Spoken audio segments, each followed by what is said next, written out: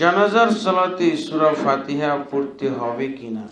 অবশ্যই জানাজার সালাতে সূরা ফাতিহা পড়তে হবে, কারণ রাসূলুল্লাহ সাল্লাল্লাহু আলাইহি ওয়াসাল্লাম জানাজার সালাতে সূরা ফাতিহা পড়তেন।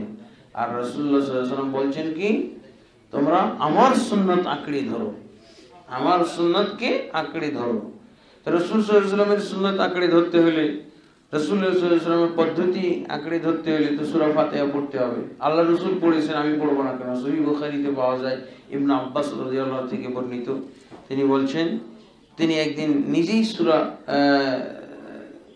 জানাজার সালাত পড়ালেন, কিন্তু ওই জানাজার সালাতে জোরে জোরে সূরা ফাতিহা পড়লেন, অন্য সূরাও পড়লেন।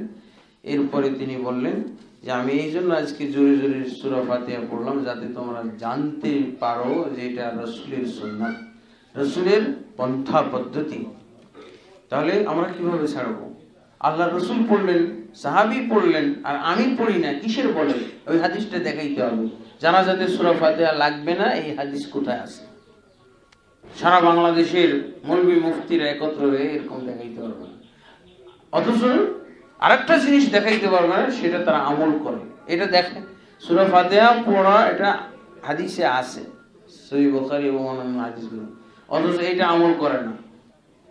সূরা ফাতিহা পড়তে হবে না, এটা কোনো হাদিসে নাই। আর আরেকটা কি নাই, যে সানা পড়তে হবে, এটা কোনো হাদিসে নাই। সানা পড়ার হাদিস নাই, অথচ এটাই আমরা পড়ি। আর ফাতিহা পড়ার হাদিস আছে, এটা পড়ি না। এটা কত বড় আমাদের হাদিসের সাথে খেয়ানত করা হচ্ছে, ইসলামের সাথে খেয়ানত করা হচ্ছে, জনগণের সাথে প্রতারণা করা হচ্ছে।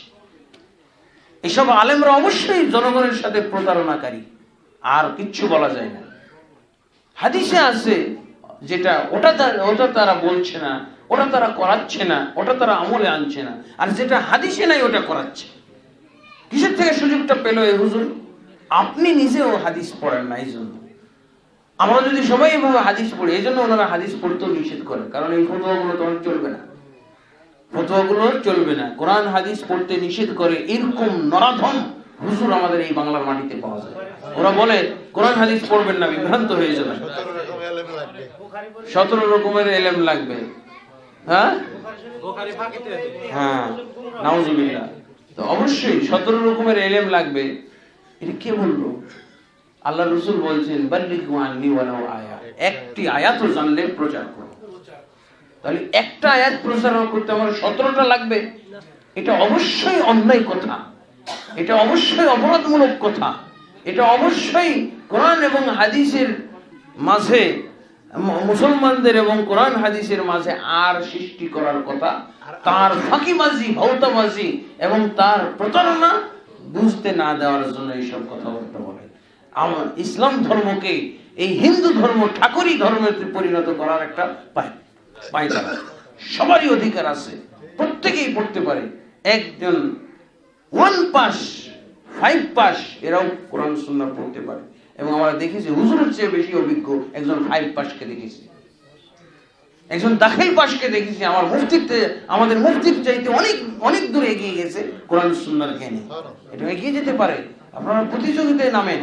এই মুফতিদের এইসব কথাবার্তা, বিভ্রান্তিমূলক কথাবার্তা, কোরআন এবং সুন্নাহর অবমাননামূলক কথাবার্তার দিকে মোটেও কান দিবেন না, নাহলে অপরাধী হবেন।